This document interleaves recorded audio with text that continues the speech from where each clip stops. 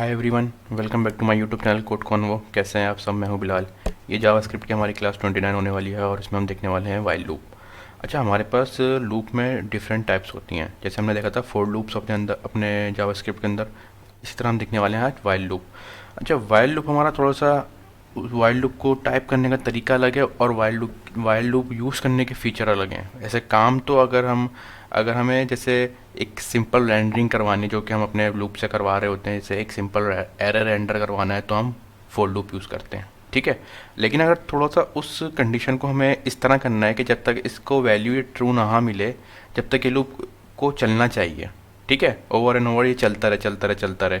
हमें एक simple rendering के लिए यूज़ नहीं कर सकते हम वाइल लूप, क्योंकि हमें सिंपल रेंडरिंग अगर करवानी है तो हम फोर लूप करते हैं यूज़। ठीक है। तो यहाँ पे एक मैं एग्जांपल लिखता हूँ। सबसे पहले तो हम किस तरह से टाइप करते हैं अपने फोर लूप का। हम सबसे पहले एक वेरिएबल बनाते हैं।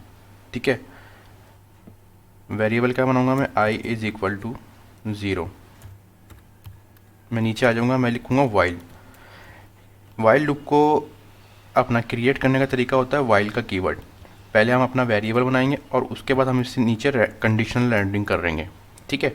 मैं यहाँ पे करूँगा आई इज लेस देन और इक्वल टू 6,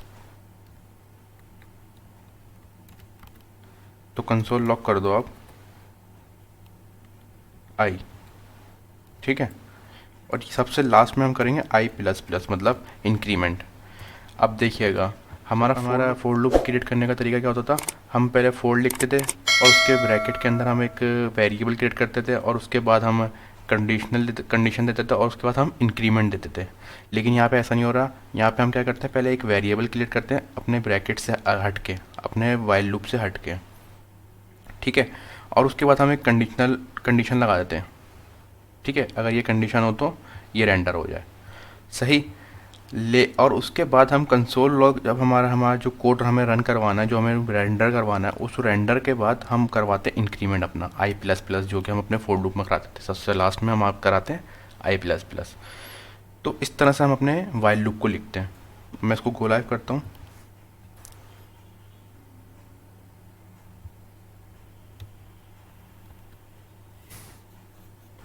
तो देखिए यहाँ पे 1 से 0 से लेके 6 तक इसने नंबर रेंडर करवा दी, जो कि हम फोर लूप में भी कर रहे होते हैं।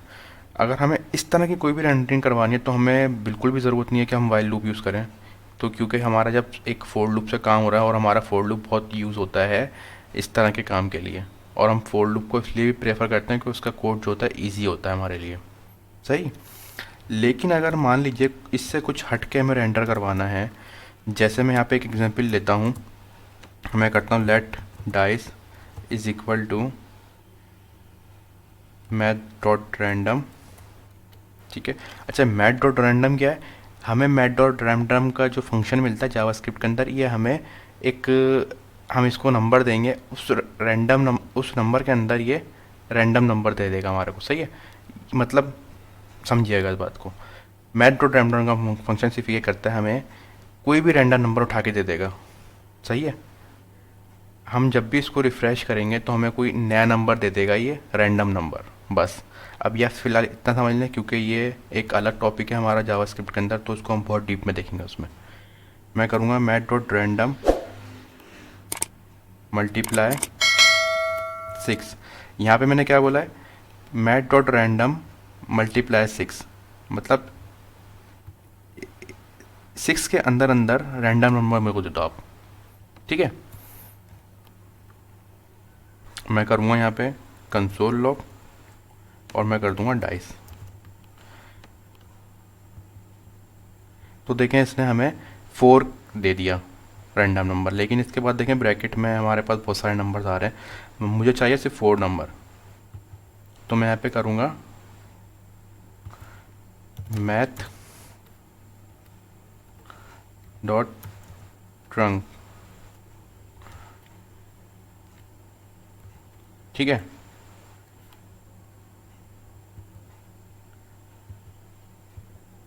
तो देखें, सबसे लास्ट वाला जो हमारा कंसोल है, मैं ऊपर वाले लूप को पहले कमेंट कर देता हूँ। अच्छा, ये जो मैं आपको एग्जांपल दे रहा हूँ, ये लूप से रिलेटेड एग्जांपल है, इसलिए मैं आपको ये समझा रहा हूँ और इस कोड को भी हम समझते हैं अभी सही से।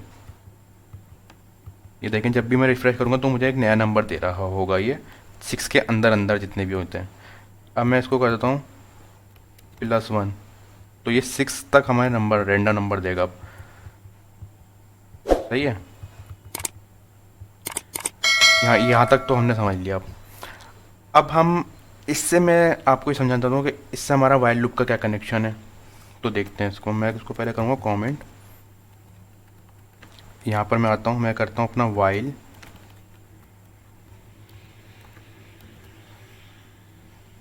Dice, dice is not equal to 6। ठीक है, समझिएगा। अगर डाइस 6 के बराबर नहीं है तो आप इसको कंसोल लॉग करवा दो।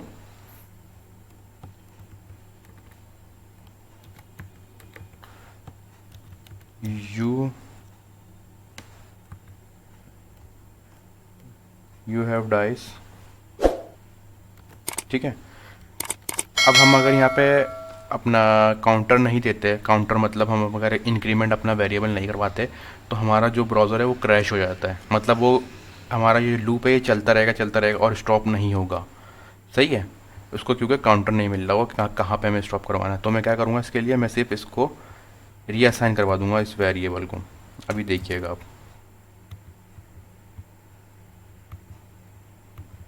जैसा मैंने आपको बताया था क्रैश हो गया, वही हुआ हमारे साथ।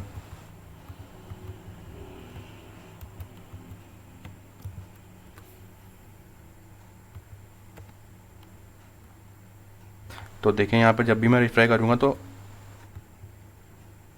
अब देखें मेरा नंबर, ये मेरा कोड जब तक चलेगा, वाइल लूप का कोड मेरा जब तक चलेगा जब तक इसको 6 नहीं मिलता। ठीक है, और 6 इसको हमने किस में करवाया है, हमने एज अ रैंडम नंबर करवाया है। इसको जब तक 6 नहीं मिलेगा तो ये अपना कोड चलाता रहेगा जब भी हम रिफ़्रेश करेंगे। ठीक है, लेकिन जहाँ पे इसको 6 मिलेगा वहाँ पे ये कोड रन करवाना छोड़ देगा। ठीक है, तो जब इसको 6 मिल जाए तो हम इसको कंडीशन लगा देंगे यहाँ पे, इफ़ डाइज इक्वल टू 6। ठीक है, अगर डाइज इक्वल टू 6 है तो आप कंसोल लॉग करवा दो, console log you got it. ठीक है, यू गॉट 6। मैं इसको क्लोज कर देता हूँ हमने। तो हमने यहाँ पे क्या देखा कि किस तरह से हम अपने वाइल लूप में काम करते हैं। मतलब ये कि अगर हमें एक रेंडरिंग को ओवर एंड ओवर करवाना है एक कंडीशनल वाइज, कि जब तक आपको ये वैल्यू, एक स्पेसिफिक वैल्यू अगर ना मिले तो आप उसको रेंडर करवाते रहो बार बार। लेकिन जहाँ पे आपको ये वैल्यू मिल जाए, अब वो पहली लाइन में भी हो सकती है वो वैल्यू, वो कोड के लास्ट लाइन में भी हो सकती है वैल्यू। ठीक है, एक डायनेमिक काम करा है हमने यहाँ पे। तो जैसे ही आपको ये वैल्यू मिले तो आप उसको स्टॉप करवा दो वहीं पर उस कोड को।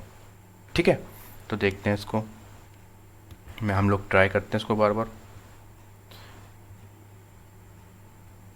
तो देखें यहाँ पर इसने 1 को चलाया बार बार, इसने फिर 4 चलाया, फिर 2 चलाया, फिर 1 चलाया, फिर 5 चलाया, फिर मतलब इसने कोड को देखें कितनी दफ़ा चला दिया एक ही अपना एक ही लूप में। अगर हम इसको सिंपल, अगर हम रेंडरिंग करवा रहे हो जैसे फोर लूप वगैरह में करवा रहे थे हम, तो सिर्फ ये 5 या 6 लाइनें अपना रेंडर करवाता है, 1 2 3 4 5 और 6। ठीक है, लेकिन यहाँ पे इसने ऐसा नहीं किया, इसने 4 बार तो सिर्फ एक 1 का वैल्यू रेंडर करवाई, उसके बाद इसने 5 लाइनें और अलग से कोड रन करवाई हैं। जब तक इसको 6 नहीं मिला इसने कोड रन करता गया। ठीक है, ये देखें, ये देखें, ये देखें कितनी दफ़ा कोड, यहाँ पे देखें अब कुछ भी नहीं रेंडर हुआ। इसका मतलब इसको पहली ही लाइन में 6 की वैल्यू मिल गई रैंडम नंबर में। ठीक है, तो इसने कोड रन नहीं करवाया। ये देखें, तो इसका मतलब ये समझाने का मतलब सिर्फ ये है, अगर आपके पास कुछ क्रिटिकल कंडीशन होती हैं जहाँ पे अगर आप समझते हो कि हम यहाँ पे वाइल लूप अगर यूज़ करके अपने कोड को ईजी बना सकते हैं या अपने कोड को रीडेबिलिटी अपने कोड की बढ़ा सकते हैं। ठीक है, तो हम उस तरह से काम करते हैं अपने सिचुएशन को देखते हुए, अपने कोड को देखते हुए। ठीक है, हम कभी भी ये काम नहीं करेंगे कि हम अब हमारे पास वाइल लूप भी है और फोर लूप भी है, अब हमारा काम फोर लूप से भी हो रहा है और वाइल लूप से भी हो रहा है, तो हम ज़बरदस्ती उसको वाइल लूप वहाँ पे यूज़ नहीं करेंगे।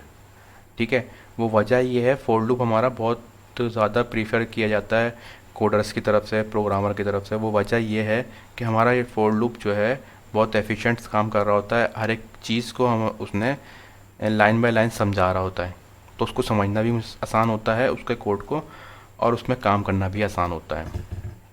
ठीक है, तो समझाने का मकसद ये है, अगर फोर लूप और वाइल लूप हमारे को, अगर हमें सिंपल काम करना है, कुछ इससे रेंडरिंग करवानी है जो कि हमारे एक लिमिटेड टाइम तक हमें सिर्फ एक रेंडरिंग करवानी है जो कि हम फोर लूप से कर सकते हैं, तो हम कोशिश ये करेंगे फोर लूप से करें। लेकिन अगर हमारे पास कुछ ऐसी सिचुएशन है जहाँ पे हम समझते हैं कि वाइल लूप यूज़ करना चाहिए, हमारा कोड आसान होगा, हमारा कोड की लाइनें कम होंगी, तो हम वहाँ पे वाइल लूप यूज़ करेंगे। ठीक है, समझाने का मकसद सिर्फ यही है आपको वाइल लूप का। और उम्मीद करता हूँ आपको ये समझ में भी आएगा होगा कि वाइल लूप हम किस तरह से टाइप करते हैं। मतलब पहले हम वेरिएबल बनाएंगे, उसके बाद एक कंडीशन हम जो देते हैं वो करेंगे वाइल के कीवर्ड के अंदर, और उसके बाद हम कंसोल करवा देंगे जो भी हम, मतलब हमें रेंडर करवाना है उसके बाद हम वो रेंडर करवा देंगे। उसके बाद हम इंक्रीमेंट करवाएंगे जो कि हम यहाँ पे करवा रहे थे, ये इंक्रीमेंट हम सबसे लास्ट में करवाते हैं। ठीक है, तो आई होप आपको आज की क्लास समझ में आई होगी। वाइल लूप का टॉपिक बहुत छोटा सा टॉपिक है, ये समझ में आया होगा, और आपको इसका मतलब इसका फोर लूप और वाइल लूप के अंदर डिफरेंस भी पता चल गया होगा कि क्या अलग चीज़ है इनमें। तो आप इसकी प्रैक्टिस कर लेगा, तो मैं आपको कोड आपको डिस्क्रिप्शन में दे दूंगा। मिलते हैं नेक्स्ट क्लास में नेक्स्ट टॉपिक के साथ, जब तक कि अपना बहुत सारा ख्याल रखिएगा। अल्लाह हाफिज़।